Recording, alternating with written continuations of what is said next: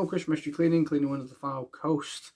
A busy day had today cleaning windows. We had one of the vans out in Wheaton doing some of the villages and the barracks around there, and then we had some jobs in Kirkham and one or two in Fleetwood and in Cleveleys.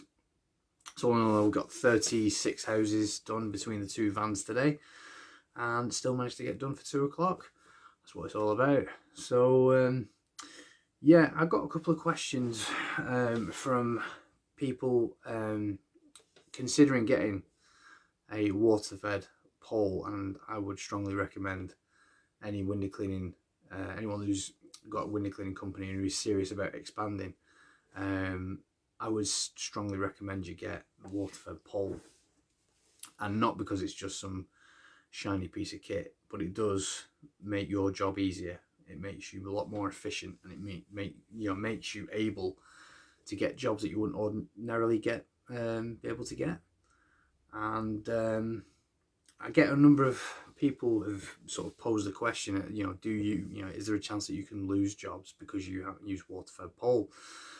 And I think that's it's a sword that swings two ways. Okay, there are some customers out there who, no matter what, don't like you using the water-fed pole, but there are customers out there that specifically ask for your services due to the water-fed pole. I did a video a while back about a customer that we clean the windows for on a cottage with a thatched roof.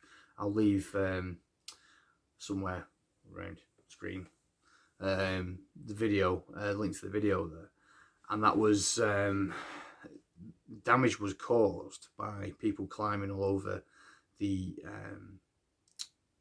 thatch, edging on the roof, and caused quite a bit of damage, about a couple of £1,000 worth of damage.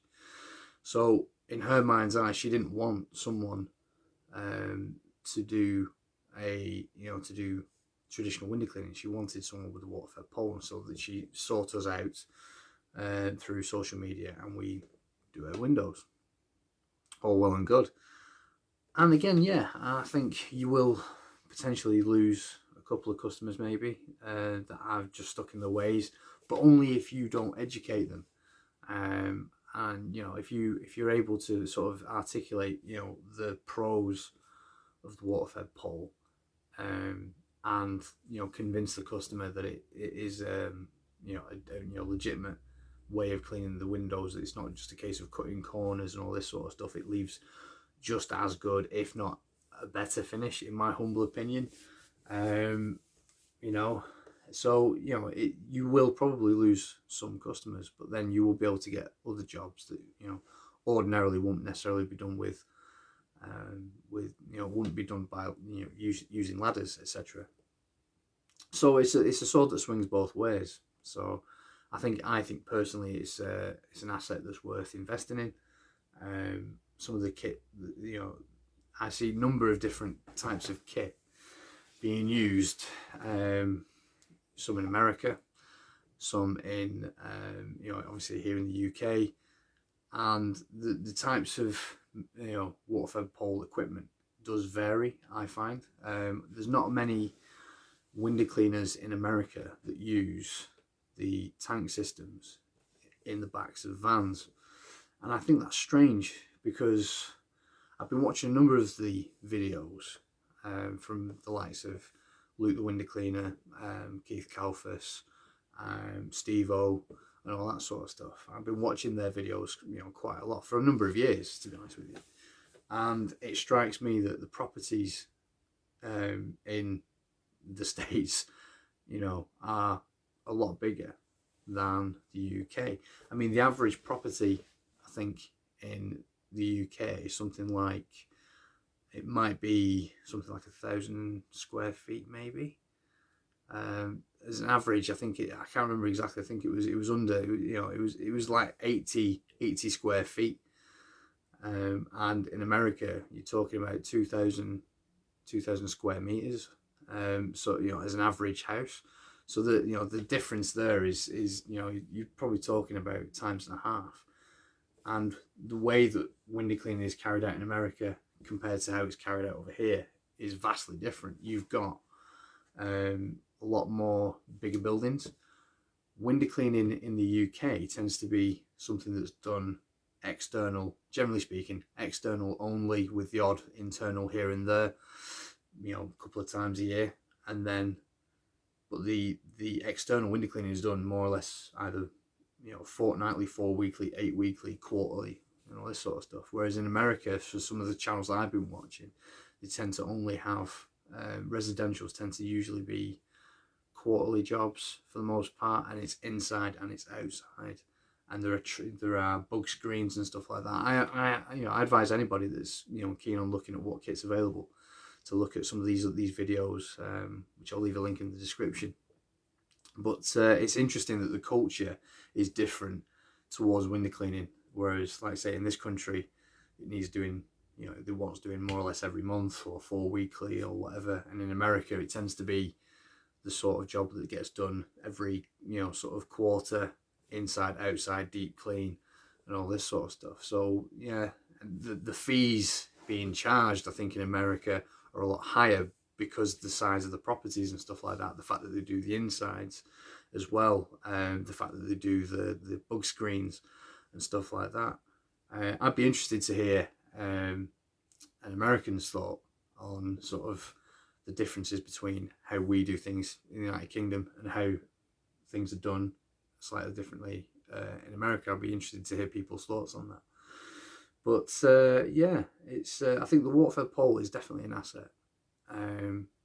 It's easier to do windows in the rain than it is to do traditional. I've done both. I think that, speaking from experience, the actual blading in the rain isn't the issue. The issue for me is that when it's raining, it's very hard to detail the window properly, and you go through a lot more cloths, so you might leave the odd mark and stuff like that. But generally speaking, I think, if I'm honest, I think it's probably an unpopular opinion, but here it goes. I think the water-fed pole leaves the windows cleaner for longer, and that's because when you use the squeegee, you're putting soap onto the glass and you're squeegeeing the soap off the glass. Now, it's not all going to come off.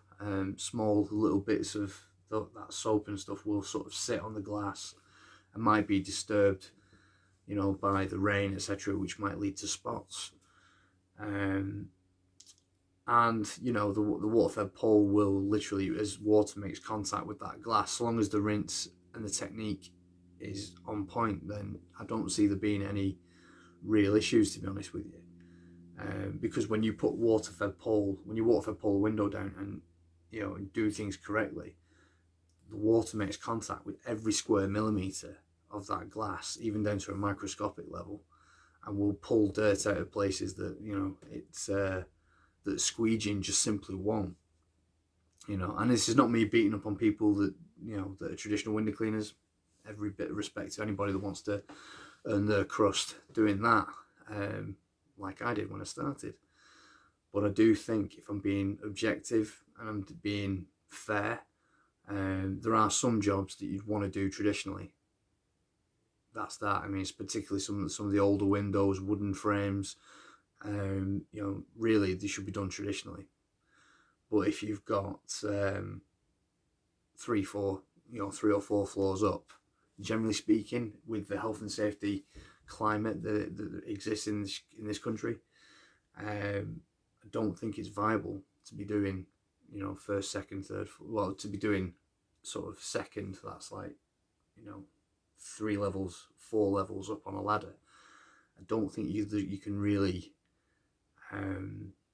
say that there is no alternative. I think it's irresponsible, to be, if I'm honest, and it's dangerous. So it's not something that you'd catch me doing, to be honest with you. I personally have come off a ladder at first floor height, and damn well nearly broke my hip. So the thing is, it's not to be sniffed at. Health and safety, it's there for a reason, and we should abide by it. But I do think that the water-fed pole certainly makes things safer, And traditional, there is always going to be a place for traditional window cleaning. This is not something that's going to disappear like horse and cart sort of thing. I think traditional window cleaning will be around for a long time, with blades and stuff like that. I just think that when you're doing, especially commercial jobs, when you go onto a commercial site, you have to abide by health and safety. And health and safety asks the question, have you minimized the risk? Is there anything that you can do to minimize the risk where possible? And you have to ask yourself, well, if you've got a 3-level building, 3-story building, and you're approaching that with a ladder, you have to ask yourself, well, is there a safer way of doing it? And the answer is yeah. Because people don't necessarily want to invest in the kit to start with, then it doesn't, potentially might get neglected, my humble opinion. So let me know your thoughts in the comment section. I'll be looking to try and put a few more videos out in the coming days. We've got some nice sort of commercial jobs coming up and stuff like that. So wish everybody well, and I'll keep on keeping on, peeps. I'll see you in the next video. All the very best.